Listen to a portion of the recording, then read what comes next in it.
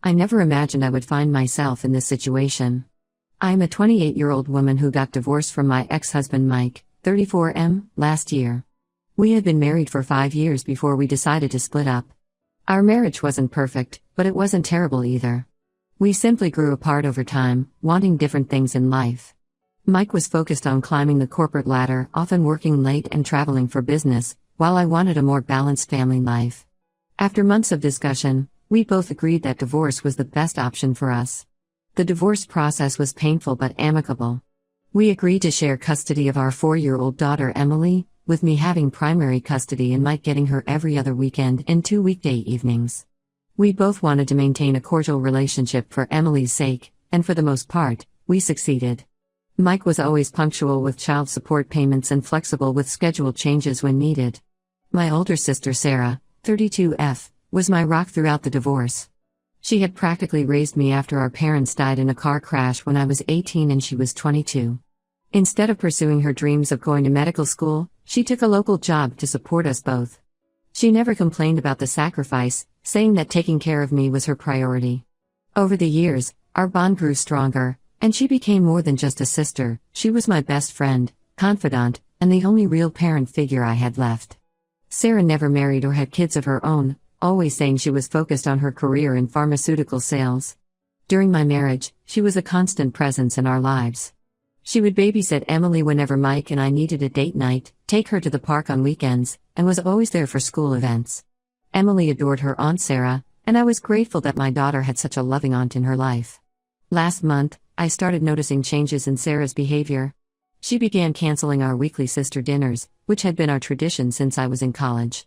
At first, her excuses seemed reasonable: late meetings, client dinners, or being too tired from work. But then she started missing our Sunday brunches too, which she had never done before, even when she was sick. I tried not to read too much into it, assuming she was just going through a busy period at work. But then Emily started saying things that didn't add up. She mentioned having dinner with Aunt Sarah at Daddy's house and going to the movies with them. When I asked Sarah about these outings, she would brush it off, saying she was just helping Mike with childcare when he was busy. The truth came out in the most unexpected way. Last Tuesday, I had an emergency at work. A major presentation got rescheduled and I needed to stay late to prepare. I called Mike and asked if I could drop Emily off a few hours earlier than our usual Wednesday evening handoff. He agreed, sounding slightly hesitant but not saying no. When I arrived at Mike's house, I used my old key, which we kept for emergencies involving Emily, to let myself in. The scene I walked into felt like a punch to the gut. Sarah and Mike were sitting at the dining table, candles lit, wine glasses half empty, and what looked like the remains of a romantic dinner for two. Emily was nowhere in sight. I later learned she was already asleep upstairs. They both froze when they saw me. Sarah jumped up from her chair, knocking over her wine glass in the process. She started rambling about how this wasn't what it looked like, but Mike cut her off. In a calm voice that made everything worse, he admitted that they had been dating for the past 6 months. He said they hadn't planned for it to happen, but they had fallen in love and were tired of hiding it. As I stood there, pieces started falling into place. The missed dinners, the mysterious outings with Emily, the way Sarah would change the subject whenever I mentioned Mike. My sister, who had held me while I cried over my failed marriage, who had helped me pack up my wedding photos, who had promised me I would find someone better than Mike, she had been secretly dating him all this time. Emily's strange comments over the past months suddenly made sense too. She had mentioned having special family dinners at Daddy's house but wouldn't tell me more because it was a secret. My own daughter had been coached to lie to me, caught between her aunt's deception and her loyalty to me. When I finally found my voice, I asked how long this had really been going on. Sarah swore it only started after the divorce was finalized, but something in her eyes made me doubt her. She kept saying they wanted to tell me but were waiting for the right time. Mike added that they didn't want to hurt me and thought keeping it quiet was better until they were sure about their relationship. I left that night feeling like my whole world had been turned upside down. Over the next few days, Sarah bombarded me with calls and texts, begging me to talk to her. She showed up at my workplace, trying to explain herself, saying she never meant for any of this to happen. But how do you accidentally date your sister's ex-husband for 6 months? How do you accidentally lie to your sister's face repeatedly? The situation got even worse when our extended family found out. Our Aunt Carol, who had stepped in as a mother figure after our parents died, called me and said I was being childish. She reminded me that I was the one who wanted the divorce, so I had no right to be upset about Mike moving on. Our cousins started sharing social media posts about toxic siblings and letting go of the past, clearly aimed at me. The final blow came when Mike requested a modification to our custody arrangement. He wanted Emily to spend more time at his house because Sarah was planning to move in with him. He argued that having Sarah there would provide Emily with a stable maternal figure during his custody time. The implication that my sister would be a better mother figure than me was like a knife to the heart. Now I find myself in an impossible situation. The sister who sacrificed everything to raise me is dating my ex-husband. My daughter is caught in the middle, probably confused about why mommy won't come to family dinners at daddy's house anymore. And my entire extended family thinks I'm being unreasonable for not embracing this new modern family arrangement. Sarah keeps sending me long messages about how much she misses me and how she never intended to hurt me. She talks about how we can still be a family, maybe even a closer one now. But how can I ever trust her again? How can I watch my sister play house with my ex-husband and my daughter? The worst part is that everyone seems to think I'm the problem for not being able to get over it and be happy for them. Update 1: The situation with Sarah and Mike has gotten worse in ways I never imagined possible. Last week was Emily's school performance. She was playing the lead role in her class play about helping the environment. Both Mike and I were supposed to attend as per our co-parenting agreement. I arrived at the school early to get a good seat, only to stop dead in my tracks when I entered the auditorium. There in the front row sat Mike and Sarah, and on her left hand was an engagement ring that caught the light every time she moved. They had gotten engaged without telling me. I later found out through my cousin's social media post that they had announced their engagement at a big family gathering 2 weeks ago, one that I wasn't even invited to. Aunt Carol had hosted a celebration dinner for them, and everyone from our extended family was there, even relatives we hadn't seen in years. The photos showed them all smiling, toasting to the happy couple, while I was completely in the dark. I somehow made it through the first half of Emily's performance, sitting alone several rows behind them, fighting back tears as I watched my sister lean her head on my ex-husband's shoulder. But the real pain came after Emily's part was finished. She ran straight to Sarah, jumping into her arms with excitement. Sarah pulled out a bouquet of flowers that she had apparently helped Emily pick out herself. My daughter barely looked in my direction, too busy showing Sarah all the details of her homemade costume. It wasn't until later that evening that I discovered the full extent of their involvement. Emily casually mentioned that Aunt Sarah had been coming to school during lunch breaks for the past 3 weeks to help her practice her lines. She had also spent weekends helping create Emily's costume, making it from recycled materials as part of the play's environmental theme. All of this happened during Mike's custody time, and no one had thought to inform me about any of it. After the performance, I confronted Mike in the parking lot while Sarah was helping Emily change out of her costume.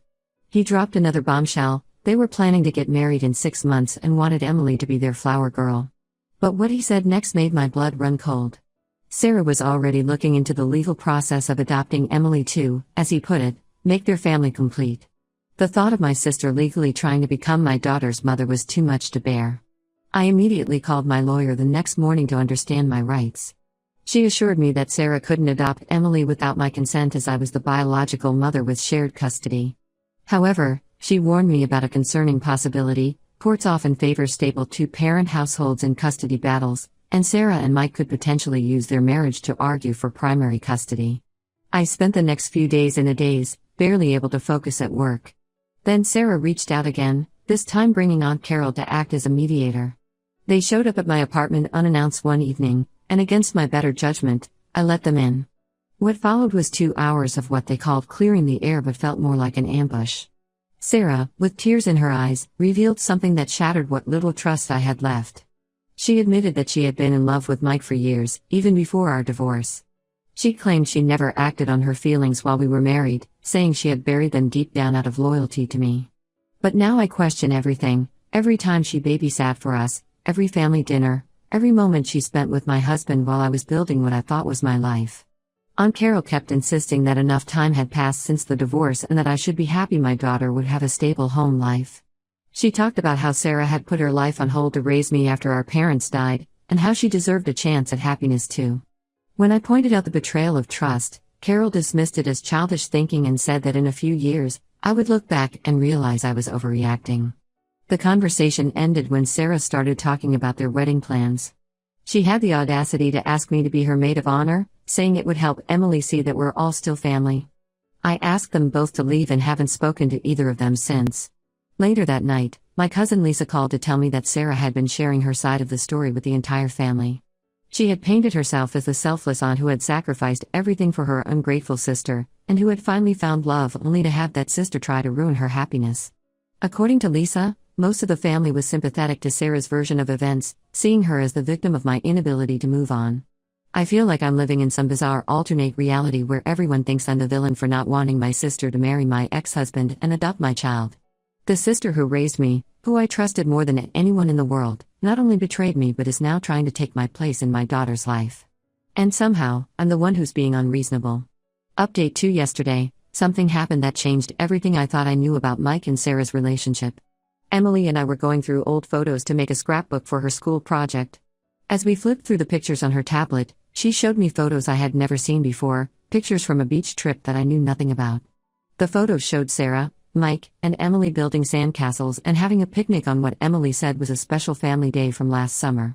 The timing hit me like a truck. Last summer, Mike and I were still finalizing our divorce. He had told me he was taking Emily to visit his parents that weekend, but apparently, that was a lie.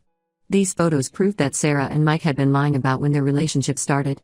They weren't together for just 6 months like they claimed, they had been sneaking around while Mike and I were still legally married. After Emily went to bed, I dug deeper. I found more evidence of their deception on my cousin's old social media posts. There were photos of Sarah at places Mike had visited for business trips during the last months of our marriage. In one photo, she was at a restaurant in Boston where Mike had a corporate meeting. In another, she was sightseeing in Chicago during the same week Mike had a business conference there. But the betrayal went even deeper. Through a mutual friend who works at Mike's law firm, I discovered that Sarah had been actively helping Mike build a case against me for primary custody. She had been keeping a detailed log of every time I was late for pickup, every time I had to change plans because of work, and every time I asked for schedule adjustments. She even documented times when Emily mentioned missing her dad during my custody time.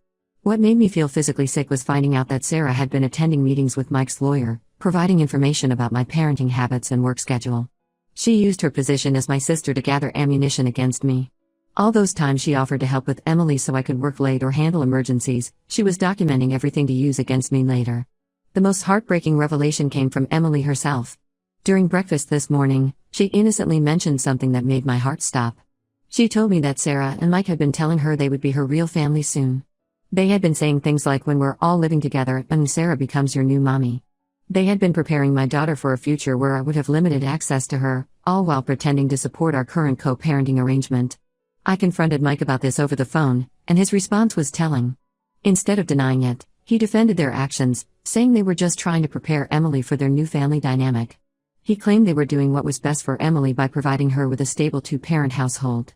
When I brought up their lies about the timeline of their relationship, he brushed it off, saying the past didn't matter anymore. Sarah tried to reach out after my call with Mike, sending a long text message about how she could explain everything. She claimed the beach trip was innocent, that nothing happened between them until after the divorce was final. But how could I believe anything she said anymore? The sister who raised me, who I trusted with everything, had been systematically working to replace me in my daughter's life. The hardest part is seeing how their manipulation has affected Emily. She's become confused about her relationship with me, sometimes asking why I can't be more like Aunt Sarah. She started calling their house her other home and talking about how excited she is for Sarah to be her new mommy. They've been quietly reshaping my daughter's perception of our family, making me feel like an outsider in my own child's life. I've scheduled an emergency meeting with my lawyer for tomorrow. With evidence of their deception and their attempts to alienate Emily from me, we might have a strong case to modify the custody arrangement. The thought of going through another legal battle exhausts me, but I have to protect my relationship with my daughter. I won't let them erase me from Emily's life, no matter how hard they try to create their perfect little family. Update 3. After discovering the extent of Sarah and Mike's manipulation, I knew I had to take drastic steps to protect myself and Emily. I spent weeks planning our exit strategy.